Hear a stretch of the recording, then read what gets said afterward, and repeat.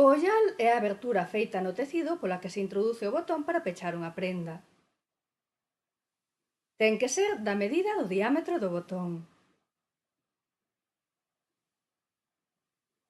O primeiro que temos que facer é unha marca con ganduxo un par de milímetros máis grande.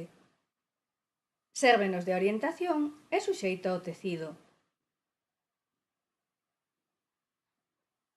A continuación, abrimos o tecido.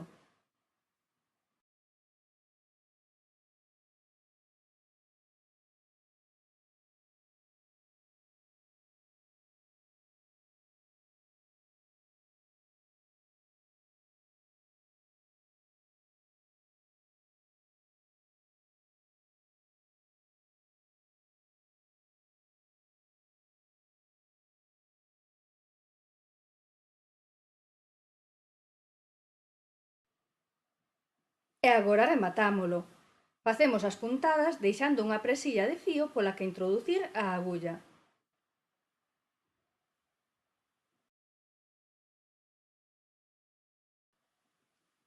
A seguinte puntada facémola o máis a carón posible da anterior, completando todo o perímetro.